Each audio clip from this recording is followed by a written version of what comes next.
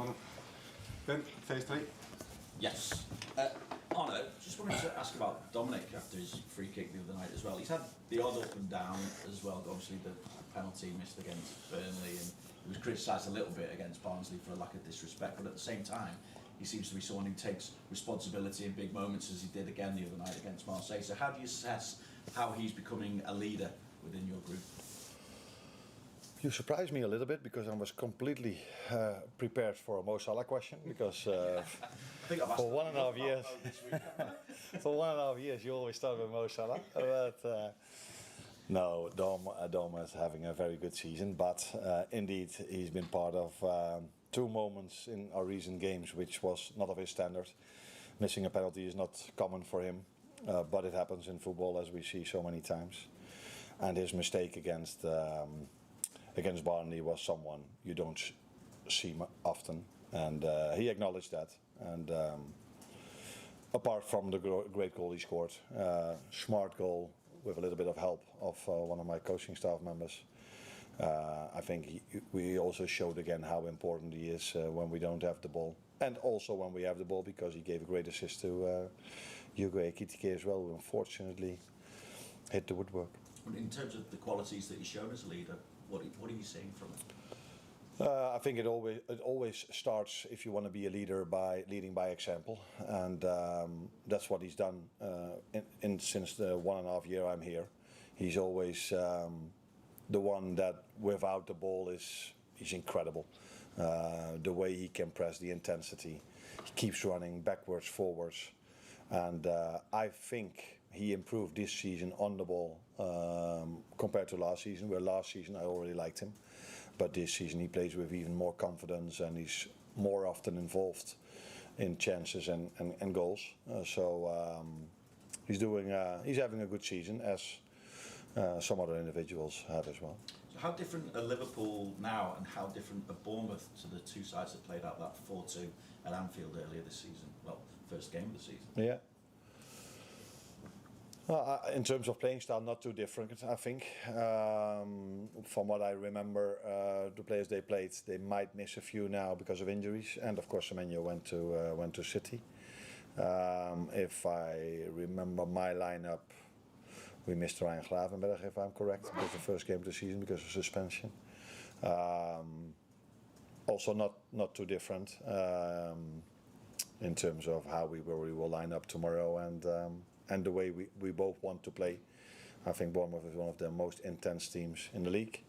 They're in every running stat. They're either on top or in the top 2, top 3, top 4. So if you go there, you have to be intense yourself, and that is a lot to ask from the players, because I think we're the only team that plays in Europe. There's only 2 days rest, except for the ones that play on Thursday. And that's not for the first time this season, but also not for the first time this season we've shown that we're able to do so. So looking forward to go there, because we have a good memory of last season. Very difficult game, but a very important one to win for us to win the league. But from last season and from this season, that it's a difficult team to face. Our thoughts are obviously with Ibu and his family at the moment. Have you had the opportunity to speak to him? And it almost seems silly to ask how he is, but hopefully you get the sentiment behind that. Yeah, I spoke to him a few times, and I think these are private matters, and they should stay between us. But it's very obvious that if something like that happens, then a player needs time to be there for his family, and also time for himself. I'll just take you back to the start of the season then, for that Bournemouth game. Jed Ray, who sends out stats, was saying I think you were the first defending champions to ever play 4 debutants in a Premier League game to start. Meles was one of them, of course. So with him in mind, I think, with him coming from Bournemouth as well, how would you sum up the first half of the season for him? He's played a lot of games. You've got a lot of games in January. So fitness-wise, is he still up there? And I suppose, what does all that mean for Andy Robertson as well? I think we just spoke about Dominik, and And if you talk about Milos and a lot of signings we've made, you can see the progression they are making in terms of adjustment to the team, but definitely also in power and being able. For Milos, it doesn't happen many times that he was playing in the weekend and also during the week. I think a few times I've played Robbo during the week, but Milos is getting stronger and stronger and stronger in my opinion. Plays better and better and better. So it was a moment to give him that game during the week as well, and he did really well, in my opinion, in Marseille. And he's improving, which is normal. I just got the question, was it Sky? Sorry, Yeah, Sky Sports. Again, Sky Sports. About the signings, and I told them, if you look at the age of our signings, they will not only be better the second half of the season, they will be better next season, and they will be better that season afterwards, and that season afterwards. That is also the way this club is run. We sign young players where we think there is a lot of room for development, although they are already really good. So yeah, he's improving, but not only him. All young players do. And we have to make sure that the players that are a bit of an older level stay at their elite level. And it sounds like you were preparing yourself for a Mo Salah question, so I might as well ask you. Why do you look at him then? Because I think there's only one team in his history here at Liverpool that he scored more goals against than he has against Bournemouth. Which team is that? Manchester United. Oh, Manchester. Okay, I didn't know that. But he does do well against Bournemouth. And he's not played in the Premier League since December the 13th, so I suppose how he's doing, whether this is the one for him to come back for a Premier League start for him, and what maybe changes for players maybe against certain teams.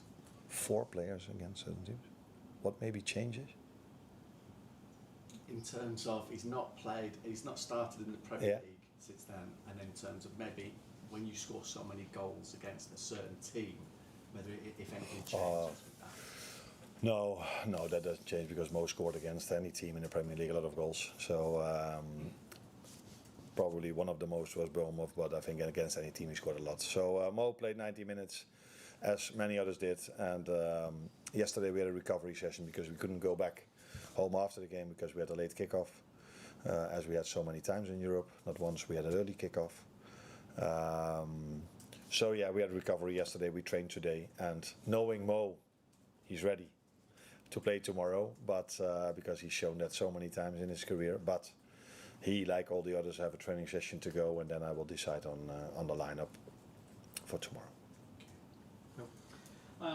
Jeremie Frimpong has started the last 4 for you. That's his longest run in the team for you so far since signing. I just wondered what you thought about his development so far, his recent performances, and what an informed Jeremie Frimpong might do for bringing the best out of Mo Salah again. Now, one of the reasons why Jeremie played as well so many games is that he was, I think, before Mo came back, the only player I had for the right side.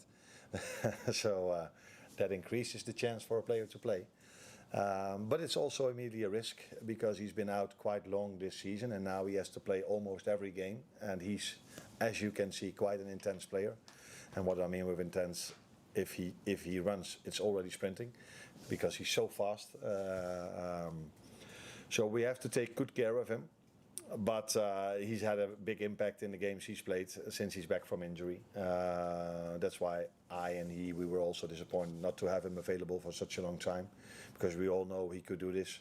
Spoken a lot about taking 1v1s on and making the difference. Now, I think in the last 3 or 4 games he's shown that, even in the last game, taking a 1v1 on, that led to a goal, how important that is in modern football. So to have him available is really nice and really important for us. And it not only impacts Mo Salah, it impacts the whole team if you have a good player available. And Jeremie is a very good player. So, but we also have to take good care of him to keep him available for us. And yeah, that is always a thin line and difficult margins if there's not a lot to choose from. On his position, I mean then. But he's done really well in the last 4 to 5 games. And it's 3 clean sheets in your last 6 games, and you've spoken a bit in your post-match interviews about conceding chances and not conceding too many. Do you feel like you're improving defensively recently? Do you feel like you're seeing some development there as the season goes on? Yeah. that's clear for everyone to see. I think in all the 13 games we are unbeaten. I don't think there were many games, maybe only the Brighton game, where we conceded more than 1 XG. So that tells you that we hardly conceded a chance in any game we've played.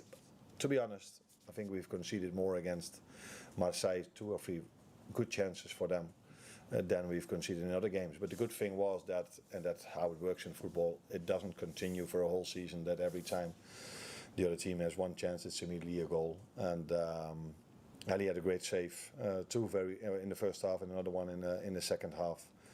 And after Hugo hit the bar, we were lucky that in the counter-attack they missed a chance, they hit it over the woodwork, and in the last minute Ali again made a great save. So we know we have the best goalkeeper, one of the best goalkeepers in the world. So knowing that, then you know that we cannot go on with hardly conceding a chance and conceding goals. Carl?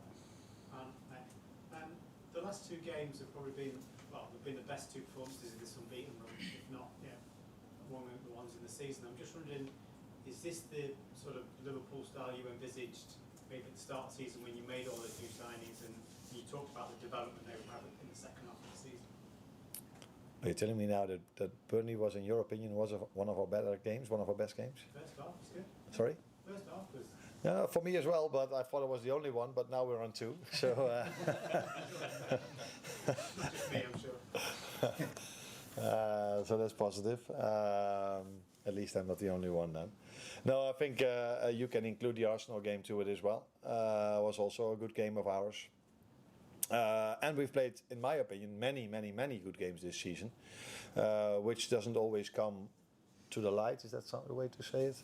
If you've lost too many games during a season as well, because people are mainly looking at the league table, and then not a lot that we do is positive. But we've played quite a lot of good games. We have had quite a lot of good individual performances. We've spoken about Florin. Everybody spoke a lot about him, that he lacked goals and assists in the beginning of the season, but he was so close to it every single time. And even now, when he's scoring and having assists, he could almost double it with the chances he's having or the chances he gives to his teammates. So I can only see so many positives from this team in terms of the progress we made. But we had to adapt so many times throughout the season. It's hardly any time we could play the same again every time. And I said this before the game against Marseille as well. When Hugo scored his first goal against Tottenham, he was injured. When Connor played a good game against Arsenal and Jeremie played good off the right side, Connor got a big injury. That has happened a lot of times at Frankfurt when Hugo and Alex played together. Alex picked up an injury. So every time we have to adapt again, and every time we try to find a new way of getting the best out of this team. And sometimes that works better than other times. But I can assure you that we're already in a good place, but this team, this club, will be in a better place the day after tomorrow. Tomorrow and the day after and the day after and the day after. I don't mean that we're not in a good place on Saturday. Thank you. You're welcome. I know you said a number of times you're really happy with your squad. Obviously, there's a week to go until the end of the transfer window. Do you anticipate there being any movement, or do you think it's more likely that you'll stick with the squad that you've got for the rest of the season? Yeah, that's what I expect, yeah. But as I always say then, if there's an opportunity in the market or we think we can strengthen the squad, then this club will always try to do so. But at this moment of time, I expect it to stay mainly the same. Hi, Arne. I wanted to ask you a word about Joe Gomez. It was another opportunity for him to come into the first team and show the elite level without having necessarily a whole lot of football. And his main battle this season has really been fitness. Yeah. I know you've used him a lot of fullback in comparison to centre back, and there's a little bit different physical demands on fullback in terms of getting up and down and contributing to attack and defence. So, in terms of trying to keep Joe fit, has there been any conversations around maybe keeping him at centre back now that obviously you've got Calvin Ramsey and Szoboszlai who can play as a fullback? No, I think what we always try to do is prepare players for the demands of the game.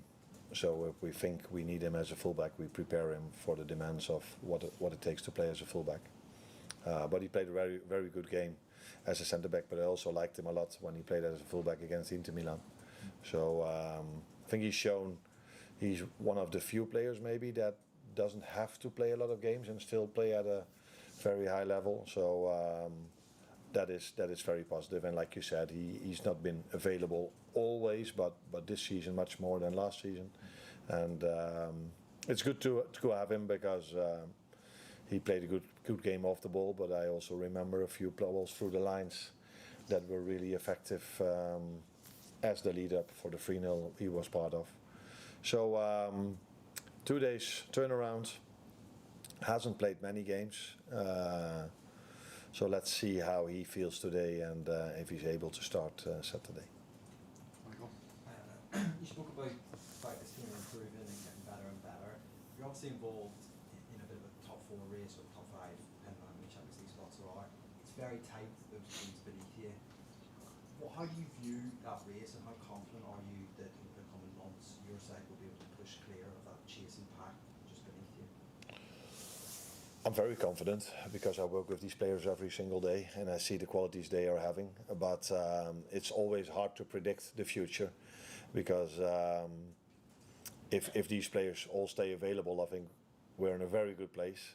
But sometimes in football you can pick up injuries from nowhere. I didn't expect to don't have Giovanni Leone, Alexander Rees and Conor Bradley available for such a long time. But I think this team have shown many times, if they are available, if we are fit, that we are a very, very, very, very competitive team against any team in the world. And so there's a lot of confidence from me looking forward to looking to the future. But yeah, fitness is of course something that's difficult to predict. But even if we pick up some injuries, we will still be able to compete. I can assure you that. We should just check on the team news as well, please, Arne. Is Federico back for this one? Any of the knocks or problems? As I said, Federico wasn't able to be on the bench Wednesday. So yeah, then there was a recovery session yesterday. So we have to wait and see today. It's difficult for me to say if he's available for Bournemouth. We don't expect him to be out for long, so it would be 50-50 maybe if he's available for tomorrow. And for the rest, at this moment of time, no one picked up no one had a problem after the game. But yeah, sometimes when you start training again, you can feel something. But I expect everyone, all the same players, to be available for tomorrow. And Kelvin Ramsey is of course a player who is not available for the Champions League, and they will be available for the Premier League. So that's another player to add.